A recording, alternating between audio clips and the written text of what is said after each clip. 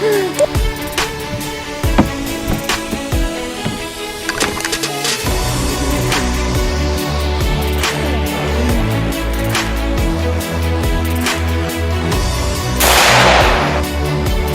old 7-pointer.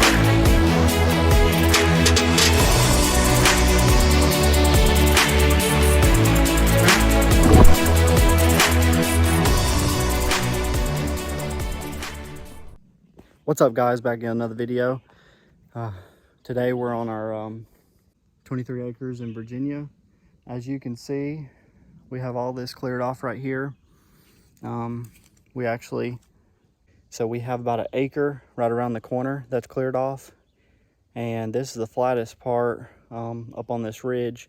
He cleared it off, but we're probably about 150 yards from the back side of our boundary. And then the property goes a long ways down that way toward the creek where y'all seen the clover plot that we put in, the kill plot.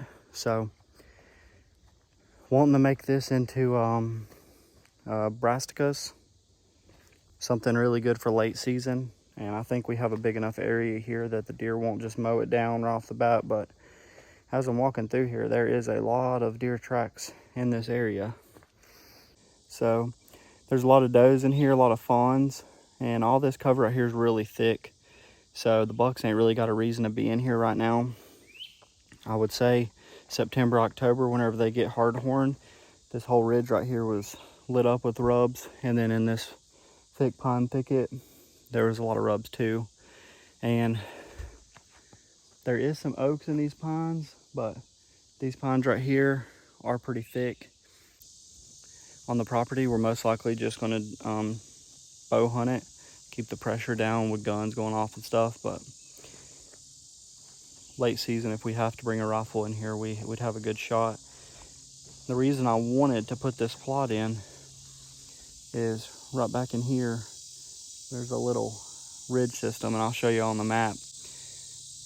Perfect for buck bedding. There's drainages, one coming off our property, then one coming up this way, then one going that way. So a bunch of ridges dumped down right there. But we can't get to it to hunt it. We're just going to bump too many deer walking through this thick stuff. So we're going to try to bring the does out here, bring the bucks out here. And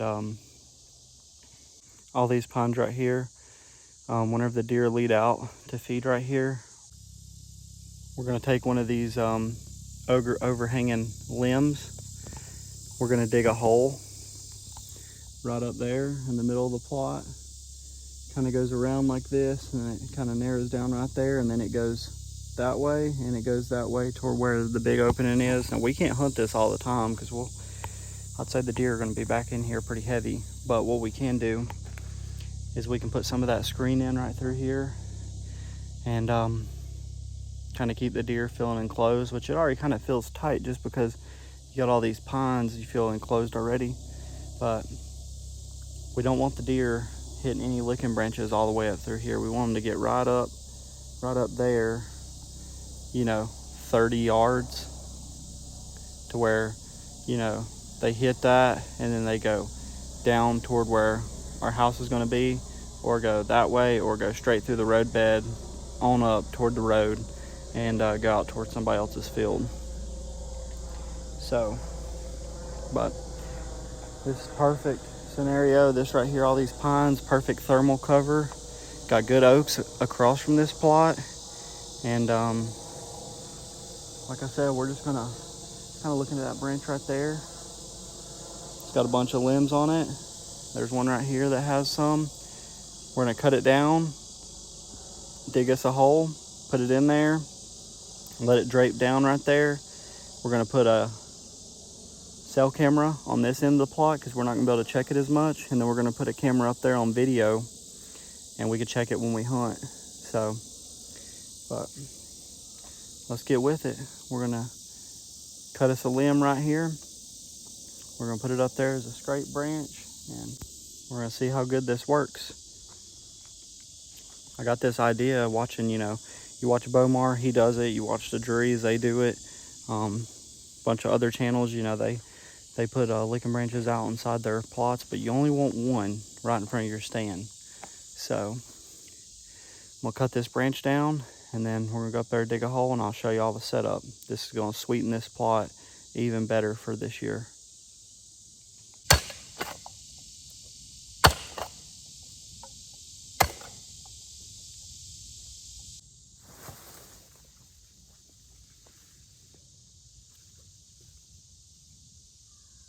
All right, guys. So I got our hole dug. Post hole digger's a little too big, but it'll work. So what we're gonna do, we don't have no Quikrete. You could get some concrete and it'd work pretty good. But our hole's kind of big. There's Yellow Jacket. Just got stung yesterday. But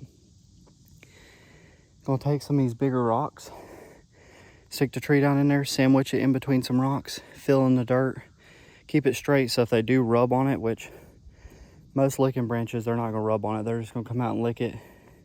This is the easiest way to make your food plot the best. I mean, you could have decent food here, have the does just coming in here every now and then, and they stay down there the whole time and eat. Or the does are up here and the buck's down there eating. Most likely with these roads cut in like this, he's gonna come right up and he's gonna go out that way to where we're gonna have another food plot, or he's gonna go back this way toward the thick cover. And that's fine if he does that. I video every one of my hunts, so I want him to come in here, swing in, go to work this tree, and like I said, that 3-prong one right there is either gonna have a lock on or we're just gonna saddle hunt it. But if I saddle hunt it, I'll go ahead and have sticks up there in August on the back side of the tree to where I ain't gotta carry my sticks, not just come in, pop up in the tree. I'll be in between those two trees. I mean, I like a lock on. I really love saddle hunting. The reason is I'm in that middle tree, this far tree right here. I'm in between both of them. Let me zoom in on it so y'all can see. So if I'm right up there, if I'm right there in that middle one, if I swing around the tree, I'm right in between that tree shooting. If a doe comes out, I'm videoing, she won't even never see me. Have my video camera on the opposite side, of the tree, be right in between those trees right there. Be a done deal. He'll swing in here right here. He'll swing in here. He'll make the scrape, or he'll work the scrape, hopefully. And the does will be feeding around, and his concentration will be on this licking branch. And I have to get old Muzzy through them, so. But let me get these rocks in here and see how this tree stands up. Like I said, if I had some little bag of concrete, put it in there, dump some water in there, put the tree in there, cover it up, be done. But if anybody knows me, I normally do everything backwards. So we're gonna do it backwards because backwards has been working.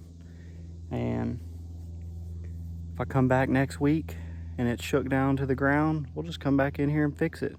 Ain't no big deal. So might have a bulldozer run over it. Who knows, you know, Henry might come back here, say, man, the guy that was driving the bulldozer yesterday missed that one tree in the middle of this field. How'd that happen? And just plow it. So, but hopefully that won't happen. I'm pretty sure he's done back here. Like I said, I think this will be enough area for food. And just wanted to make a quick video on how to get the deer in your food plot in bow range. Not worried about you if you're filming or if you're just, you know, want a good bow shot. If we were only going to rifle hunt this, I mean, I'd still do the scrape just because that's how to get a deer on pattern. You know, you get videos of them. Cellcam, you know, sends you a picture of him here in the daylight. You come in here, you know, get a good shot at him.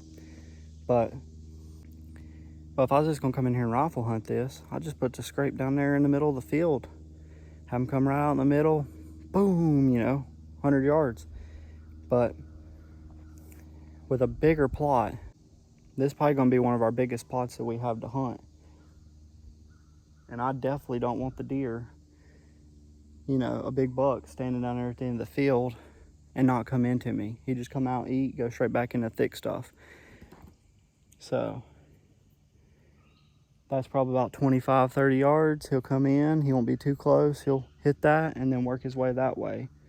And, you know, if he just keeps walking by this, he's gonna see us draw. So he has to stop here for us to draw to get a shot. So I think this is the best way to get a deer to stop in front of you while you're, you know, self-filming and get the best shot that you can get on them. All right, guys, that's it. So put some rocks in the hole with some dirt, and now I got rocks, big rocks around it. It's pretty sturdy. Like I said, I don't think they'll rub on it, but what I want them to do is hit this licking branch right here. There's a dead limb, and then that lighter limb up there is still alive, so we can always bend it down if we want to. But plenty of limbs around this tree for them to feel good about hitting. Gonna put a video camera right back there, cell camera back there. And like I said, I'm gonna plant some of that screening along this plot. Don't really know how good it's gonna help, but I figured I got the seed. Might as well plant a little bit of it. So I'm not gonna show you all that, bore y'all to death, but hope y'all are ready for the season. And we're ready to get after it here. We got about 3 months. Gonna get our plots in August, mid-August. And then I'll be out of town for a little bit in August. And then we'll come back, see what our plots are doing, see if we need to touch anything else up, get a couple of stands hung, and then we're just gonna let the cameras do the work. So hope y'all like the video. I'm gonna try to be out on some game lands pretty soon for y'all. I know y'all like the game lands videos, and I love hunting game lands, just the new of it and something different. Never know what you're gonna find. So, but comment down below if y'all have ever had luck with scrape trees out in the middle of your food plots, and hope y'all have a good day, and we'll see y'all in the next video. Man, see y'all.